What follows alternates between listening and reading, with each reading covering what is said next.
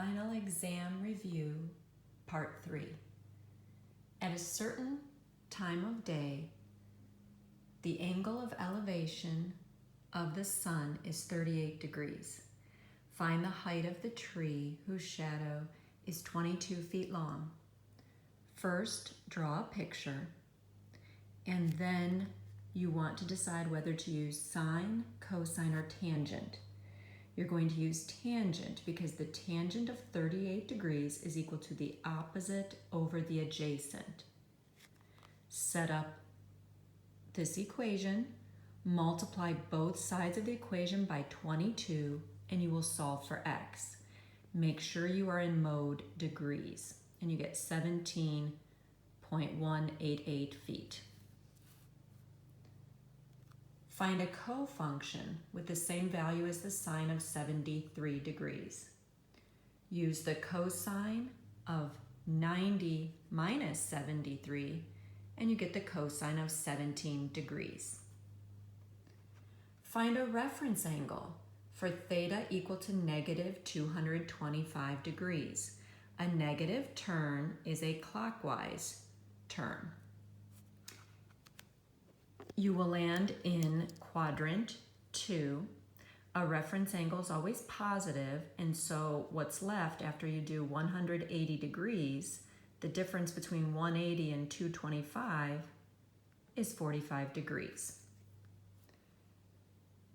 In number 23, we want to find the exact value of, and it should read each of the remaining trigonometric functions of theta. Of cosine of theta is negative 12/13 in quadrant 3. So first, we want to draw a right triangle.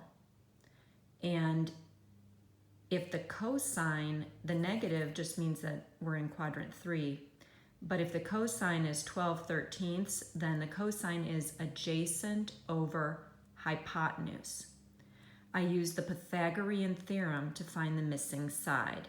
So you'll do a squared plus 12 squared equals 13 squared. So that's a squared plus 144 equals 169. And then when you subtract the 144 from 169, you'll get a squared is 25. So that's how I get 5. So then we want to set up the sine of theta, which will be the opposite over the hypotenuse, but remember it's negative because we are in quadrant 3. And in quadrant 3, the tangent is going to be positive. The tangent is the opposite over the adjacent. So that's 5/12. Then remember the cosecant is the reciprocal of the sine, so just flip the sine. The secant is the reciprocal of the cosine, so flip the cosine. And the cotangent is the reciprocal of the tangent, so just flip that. And to remember which ones are positive, all students take calculus. All are positive if you're in quadrant 1. The sine is positive in quadrant 2, along with its reciprocal cosecant. The tangent is positive in quadrant 3, along with its reciprocal cotangent. And then the cosine is positive in quadrant 4, along with its reciprocal secant. Determine the amplitude, period, and phase shift of the following function. The amplitude is always the absolute value of this number right here. So the amplitude will be 4. To get the phase shift, you want to take C divided by B. So pi over 3 divided by 3 is the same as pi over 3 times 1/3. So that's pi over 9. And then we want to determine the period. Always start with 2 pi because that's the period of the parent function, sine, and you want to divide by the coefficient of x, which is 3. Number 25, find the exact value of the sine of negative 1/2. So remember that the inverse sine, you are restricted to quadrants 1 and 4. If it's negative, that would be in quadrant 4 because that's where the y-coordinate is negative, because here's your y-axis and where the values are negative. And to get the angle that gives you 1/2, you use your special right triangle. 30, 60, 90. The shortest side is 1, the hypotenuse is 2, and this is radical 3. So which angle will give you a sine of 1/2? The sine is the opposite over the hypotenuse, so the opposite of 30. So it's a 30-degree angle, but it's turning clockwise because it's in quadrant 4, because this is negative. So this will indicate a clockwise turn, and then I turned 30 degrees into radians by multiplying by pi over 180 degrees. So 30 degrees times pi over 180, and then I put this into lowest terms, and that's how I got this. Find the exact value of the cosine of 75 degrees. Here's where you're going to use your formula, and you're going to add together 2 of the special angles that will add up to 75 degrees. So we'll use 30 and 45.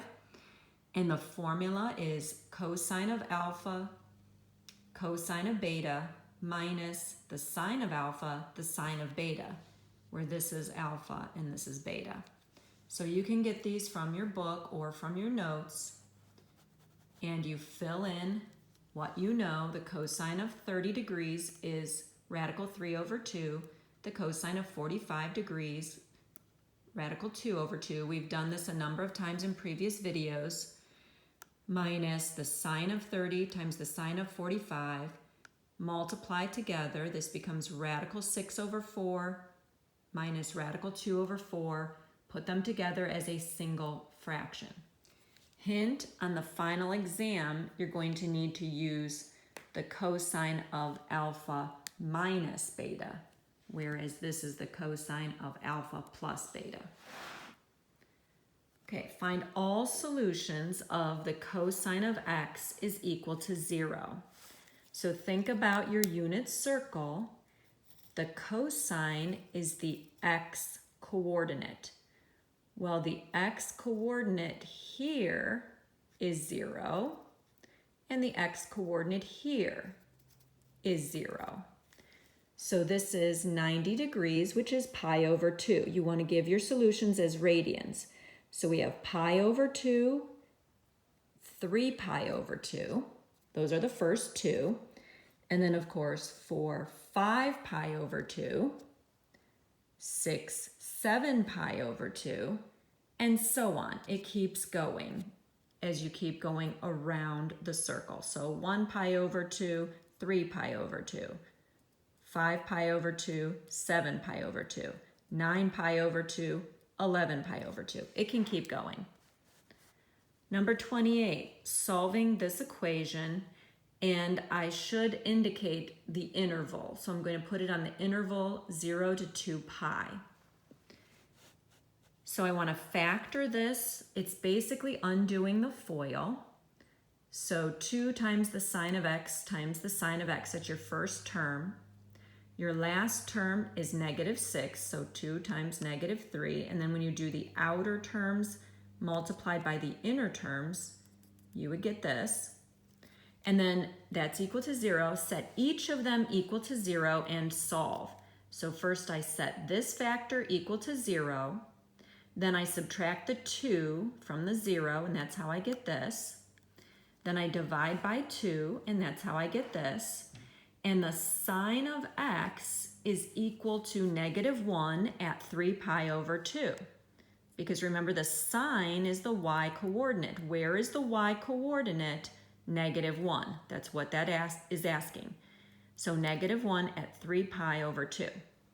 Over here, I've got the sine of x minus 3. Set that equal to 0. Add the 3 on both sides. There's no solution because sine has to range from -1 to 1.